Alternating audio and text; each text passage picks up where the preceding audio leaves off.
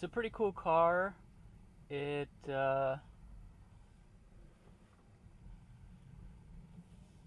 not as fantastic as I imagined it. Kind of disappointed that the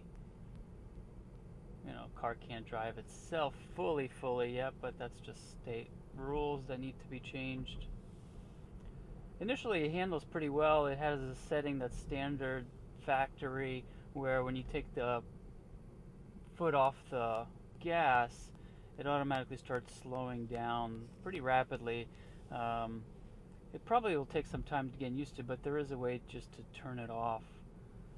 Steering's pretty comfortable. It's kind of it's a semi-luxury car drive.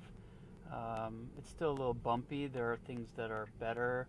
You know, there are things that I expected that they would have put on here that other cars have. When I have the blinker and there's a camera out there, why can't that camera somehow be enabled to turn on to the screen? The automatic shutting of the, either the front or the back. You have to press it down and leave fingerprints on it all the time, which is kind of annoying. But it is really quiet. It's electric. Initially, it just has cruise control, but it doesn't have steering to it yet. As you can see, it goes out of the lane. So at first, apparently, it takes some time for it to adapt and learn, which is also sort of strange. I'm not sure what it's learning, but yeah, first there is no cruise control, auto steering. But once it's enabled, I'll put the video of what that looks like. Stereo system's pretty good. Seats are pretty comfortable. They've got heaters to them. There really are no noticeable blind spots in this thing.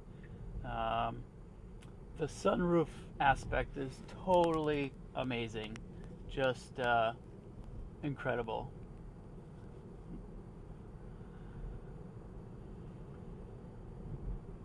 The fact that you don't need any keys, it's just your phone, that's pretty cool.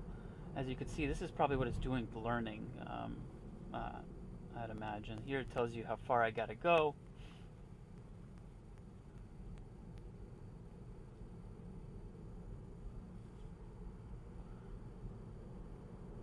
Pickup is pretty good. We'll see what it can do from 0 in a little bit. And yeah,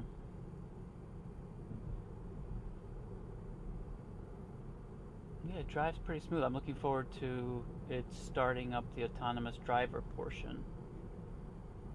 I'm not sure. It came with a weird so this is kind of a weird design. I'm not sure who came up with this. This is really cheesy. So you got to take this thing off in order to install it, and it feels like pretty flimsy. But anyway, and then it plugs into Android. You got an Android charger and iPhone charger. But I don't know if my Android device is now no longer compatible, but this charger doesn't fit, so I don't know what charger it is really for. I also don't know why that light is blinking red. That is strange. Ah, there it goes. But yeah, so anyway, so it's got USB down there, cup holders.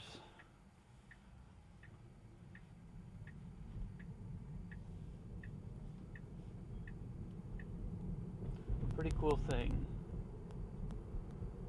It's kind of high tech, feels sort of hippie-ish, except now you see more of them on the road, so you expect I guess a bit more of a luxury product, especially for the price of the car, since they're not really making the 35,000 version yet. So I think they need to put a little bit more of an effort into this. Of course, the main reason I got the car is the autonomous driver portion, plus the battery aspect of it. You know, soon enough, Google's going to have a more advanced product than Tesla. They're probably fairly close, but they'll just license it to whatever luxury car dealer you want. So, you know, the ride of a Acura, Porsche, you know, Mercedes, any of those kind of more luxury vehicles and are a little bit better than this. So it's still nice, but I'd imagine at some point it wouldn't be as nice as a Google vehicle, for instance. So let's see. Let's play around with this a little bit.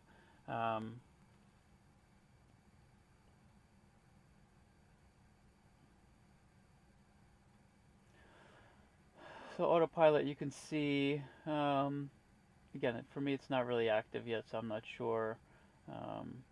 The part that I was talking about with the braking, so you got the regenerative braking, you switch that to low from standard.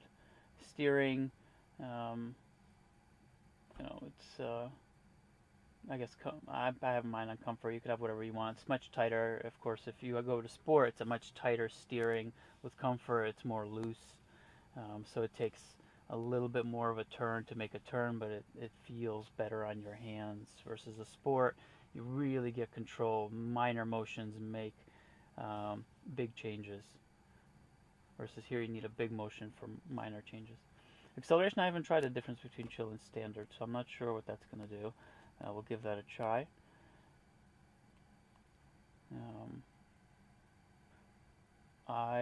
Let's see, use to help free vehicles stuck in snow, sand, or mud.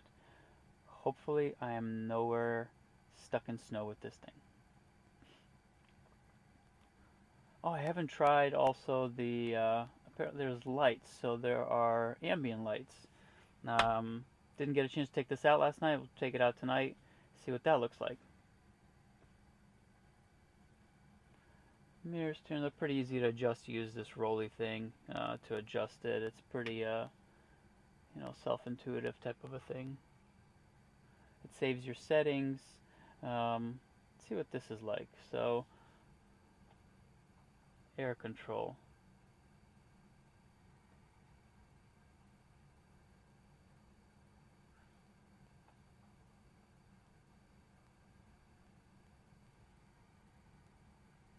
It's interesting.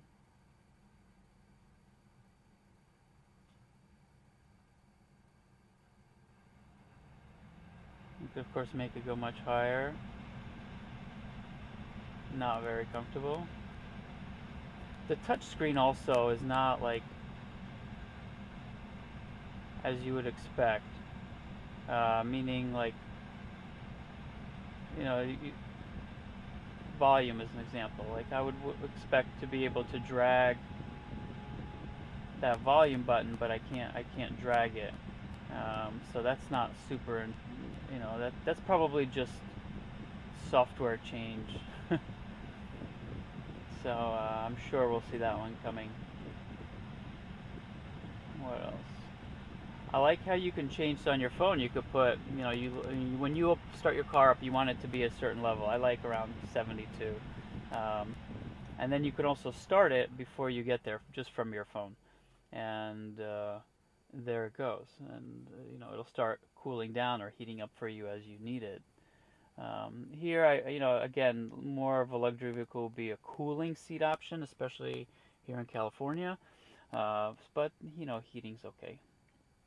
We'll see how much it truly overheats. And then the other thing I don't quite understand, why are there no solar panels on this thing? You know, I would easily exchange the back portion of the roof for some solar panels. I've parked somewhere. This thing could easily be just charging itself. So if somebody has made that addition somehow, that would be fantastic. It probably will not generate, I understand, much power, but is it still something? Is it worth it? I'm sure you guys have talked about it.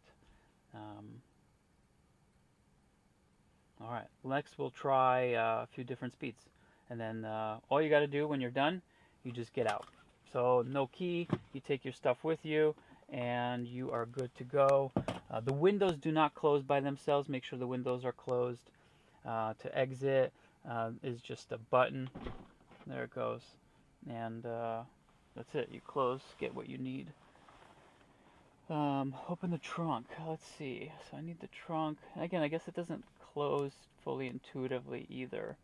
You got to kind of go back. So we'll open the trunk and take a look in the trunk. Back seats, I typically like to test out too.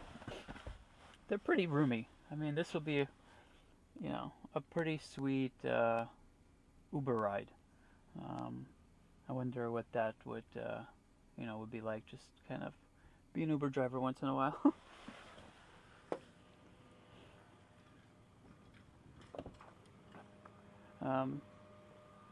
Okay, so trunk, fairly roomy. It's also got some space underneath here, so it is a good sized trunk to fit my not so fantastic golf clubs, but it is pretty good.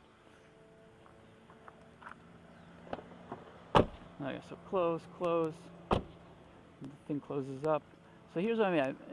Why is there no button here for me to just, it should automatically close and open? But so what I gotta do is this, and it's closed.